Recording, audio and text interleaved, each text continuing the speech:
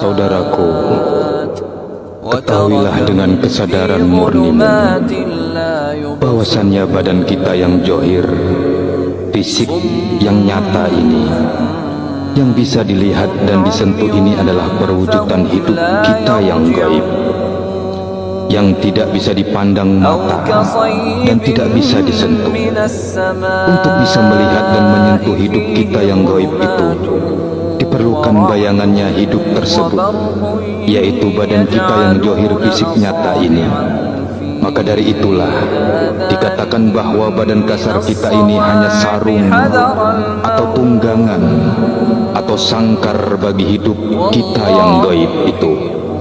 Apabila hidup itu keluar dari badan kita ini, maka tinggallah badan kasar dan lama-kelamaan jadi hancur lebur. Tapi ada yang tidak hancur setelah ditinggalkan hidup, yaitu ruh, yang lebih dikenal dengan sebutan sedulur papat atau mutmainah, alwama, amara, supia. Ada banyak versi bahasa persamaan, jadi mohon pelajari juga agar tidak bingung. Mungkin saudaraku sekalian pernah mendengar cerita ada yang melihat dalam dunia ini bayangan atau badan orang yang telah lama meninggal dunia muncul, berlakon dan beraksi sebagaimana hidupnya dalam dunia dahulu. Sebenarnya itu bukanlah badan orang itu yang sebenarnya, karena firman-Nya, badan akan hancur binasa setelah ditinggalkan hidup. Jadi bayangan atau badan itu adalah ruh, dan ruh inilah yang akan menghadapi pengadilan Zat Maha Suci di akhirat untuk mempertanggungjawabkan semua dan segala amal perbuatannya selama di dunia. Itu sebab disebutkan bahwa diri kita ini terdiri dari 3 unsur.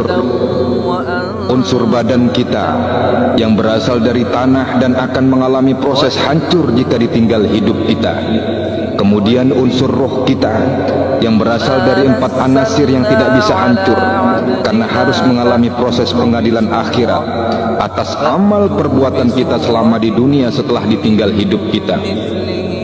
Unsur roh suci atau roh kudus atau hidup kita yang berasal dari Zat Maha Suci dan akan kembali kepada Zat Maha Suci tanpa proses apapun.